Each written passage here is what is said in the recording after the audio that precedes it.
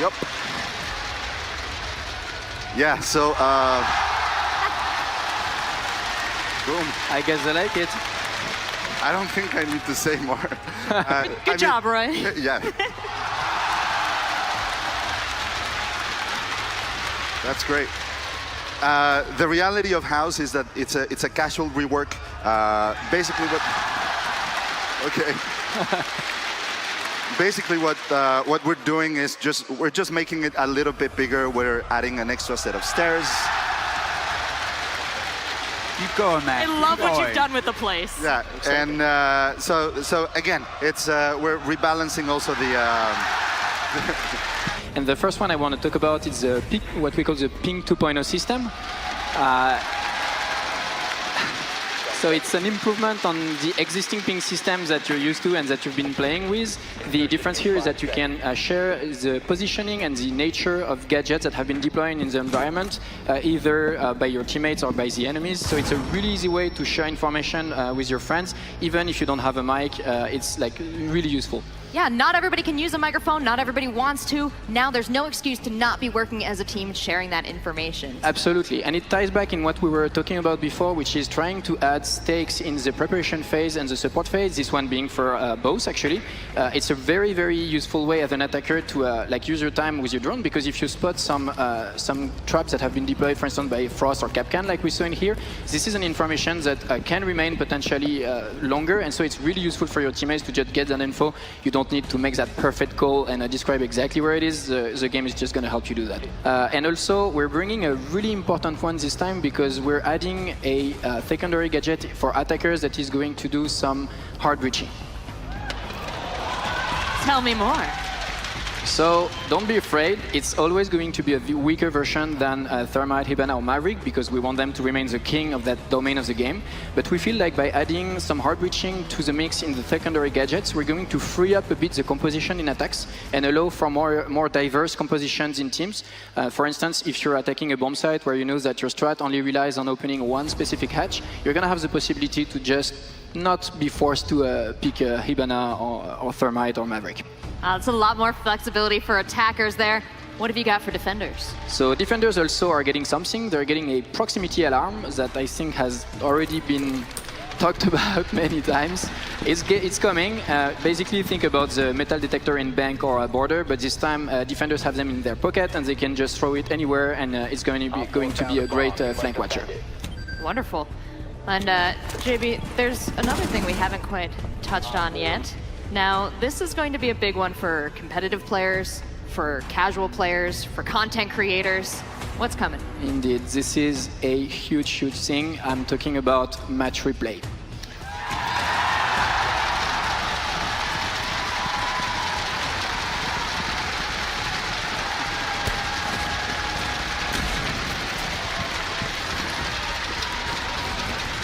Our watch cell has been working on this for a while now. It's a huge, huge feature.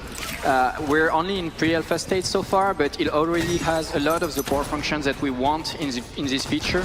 You're going to be able to record your matches, get back into them, watch it from any point of view, from any player, or even from the top views that you're used to see when you watch Pro League. And we believe that this has a huge, huge potential to bring Siege also to the next level, because, like you said, it can be used to create YouTube videos, it can be used to reanalyze your strats when you're playing as a pro player, or just as a ranked squad. Like, we absolutely believe in this feature, and you're going to be able to play a first pre-alpha version in the test server during the first half of your 5-2. Wow, so this is coming so soon, and this is such a big tool. Anything else you want to tell us about it? I'm incredibly excited about it, and I really can't wait for you to put your hands on it, because here again, it's something we're going to build with you guys. We will need your presence on TS a lot for this one. So what are you guys doing to Chushenka? So the first thing, of course, is at the core of the issue is the turret itself. The concept of being immobile doesn't really fit with Siege gameplay, like you all know. So we've taken the weapon out of the turret, and as a first step, made it a primary weapon, meaning that you can just run around.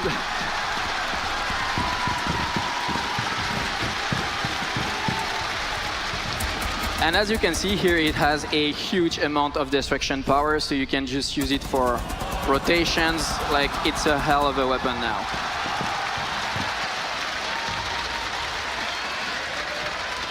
And then he's also getting a gadget? Yeah, he's also getting an ability, which is an incendiary grenade launcher.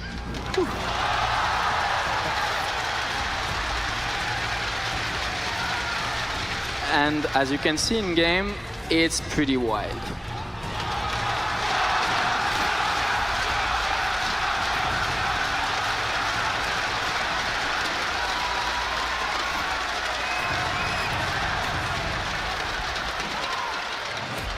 So the whole concept here is that it's an area denial tool. It's something that you can pretty much spam projectiles with. It makes these little patches of fire on the ground, so you can use them just to slow down attackers' progression, deny a plant spot. So it's a sort of alternative to smoke, if you will. So on top of events, we have the arcade playlist now. And this is a temporary game mode that'll pop up, really short, just for a weekend. And the first one we're talking about is something that's very near and dear to us. We grew up with first-person shooters on the N64, so we're bringing a golden gun mode. That warms the heart, Alex.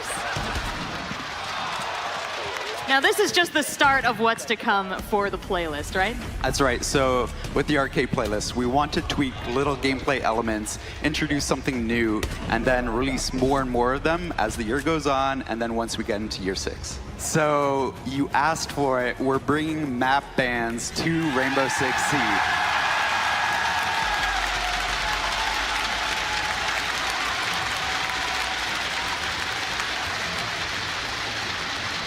Why don't you tell us how these map bans are going to work?